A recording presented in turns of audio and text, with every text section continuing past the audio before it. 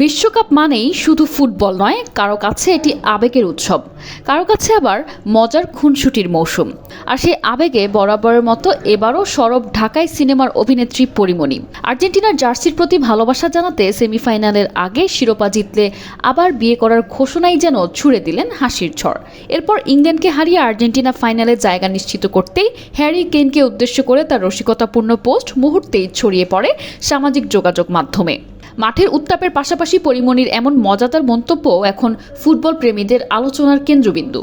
বুধবার দিবাগত রাত 12:48 আর্জেন্টিনা ইংল্যান্ড সেমিফাইনাল শুরুর আগেই নিজের ভেরিফাইড ফেসবুক পেজে পরীমণি লেখেন, আর্জেন্টিনা কাপ জিতলে আমি আবার একটা বিয়ে করব। ফাইনাল। মজার ছলে দেওয়া এই পোস্ট মুহূর্তেই সামাজিক যোগাযোগ মাধ্যমে ব্যাপক সাড়া ফেলে।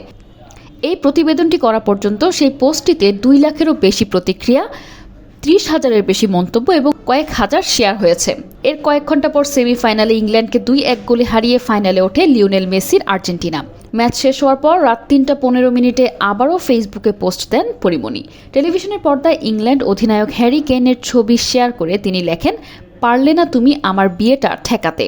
রসিকতাপূর্ণ এই পোস্টটিও দ্রুত ভাইরাল হয়ে যায়। এতে প্রায় 2 লাখেরও বেশি প্রতিক্রিয়া এবং 2000-এরও বেশি মন্তব্য পড়েছে। চলতি বিশ্বকাপে শুরু থেকে আর্জেন্টিনার প্রতি নিজের সমর্থন প্রকাশ করে আসছেন পরীমণি। সম্প্রতি তিনি আর্জেন্টিনার আকাশী সাদা জার্সি পরে একটি ভিডিও প্রকাশ করেন। জার্সির সামনে ছিল মেসি 10 এবং পিছনে লেখা ছিল পরি। ভিডিওটির ব্যাকগ্রাউন্ডে বাজছিল আর্জেন্টিনা দলের খেলোয়াড়দের নাম নিয়ে তৈরি একটি গান। গানে যে খেলোয়াড়ের নাম এসেছে, পরীমণি সেই খেলোয়াড়ের পরিচিত উদযাপনের ভঙ্গি অনুকরণ করেন। মাঠের ফুটেজের সঙ্গে তার উপস্থাপনা মিলিয়ে তৈরি ভিডিওটি ভক্তদের প্রশংসাও কুড়িয়েছে।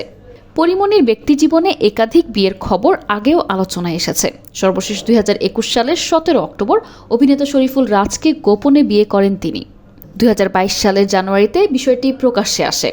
পরে তাদের সংসারে এক পুত্র সন্তানের জন্ম হয়। 2023 সালে বিচ্ছেদ ঘটে এই দম্পতির। তবে আবার বিয়ে নিয়ে তার সাম্প্রতিক পোস্টকে অধিকাংশ ভক্তই নিছক রসিকতা হিসেবেই দেখছেন। ডেস্ক রিপোর্ট, ভোরের ডাক।